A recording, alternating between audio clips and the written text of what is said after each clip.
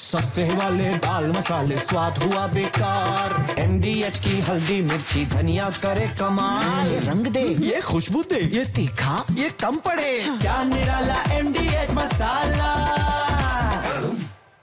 और ईरानी विदेश मंत्रालय के प्रवक्ता का बयान आ गया है। शांतिपूर्ण परमाणु कार्यक्रम पर हमला शर्मनाक है। घरों पर बमबारी कर रहा है इजराइल, रिहायशी इलाकों को निशाना बना रहा है।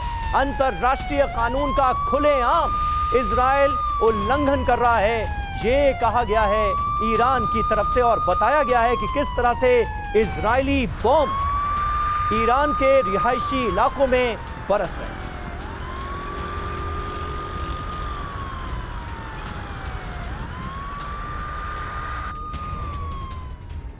तो ईरानी परमाणु कार्यक्रम के खिलाफ अमेरिकी मदद क्या जरूरी है, ये आप समझिए उद्देश्य क्या है।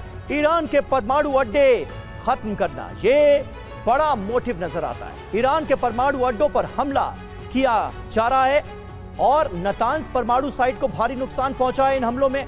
ईरानी परमाणु अड्डे पूरी तरह से तबाह नहीं हुए हैं, ये एक अहम जानकारी है।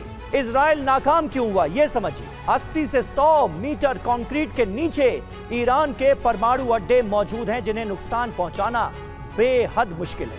अमेरिकी मदद क्यों जरूरी है?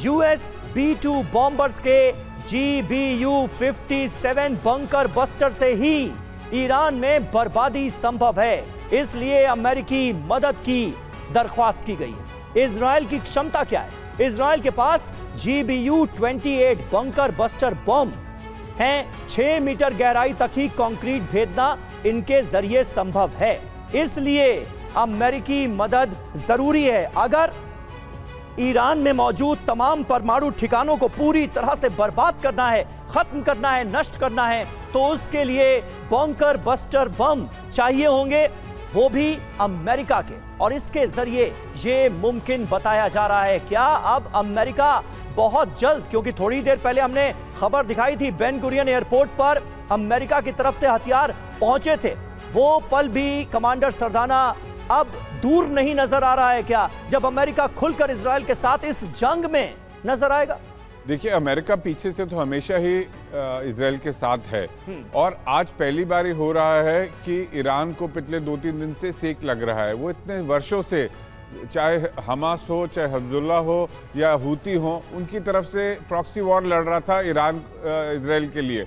आज जब उनके शहर पे, उनके शहरों पे, उनके लीडरशिप पे और कोई ईरान का शायद हिस्सा नहीं बचा जहाँ पे इजराइल अपने मन मर्जी से अटैक नहीं कर रहा है, तो ये बहुत ही साजिश समझी हुई रणनीति के साथ आया है, प्लानिंग के साथ आया है। ईरान सिर्फ रिएक्ट कर रहा है, और जो नुकसान आज की डेट में इजराइल को हो रहा है वो उनकी कमी से हो रहा है। इस कमी से कि एयर डिफेंस जो अमेरिका का आयरन डोम है वो विफल हो रहा है, फेल हो रहा है, जहाँ पे मिसाइल अंदर आ रही है।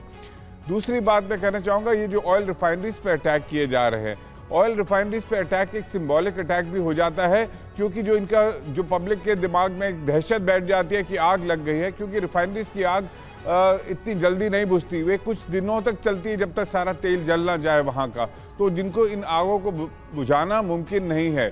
तो इसलिए ये एक दहशत के लिए है, ज़रूर है। और जो मिसाइल ईरान की आके इजराइल के रिहायशी इलाकों पे गिरी है, वो उनको इतना नहीं डराने वाली इजराइल को। मुझे लगता है इजराइल इस बार ईरान का भी वही हाल हर्ष करेगा जो उसने हूती का, हिजबुल्लाह का और हमास का किया है।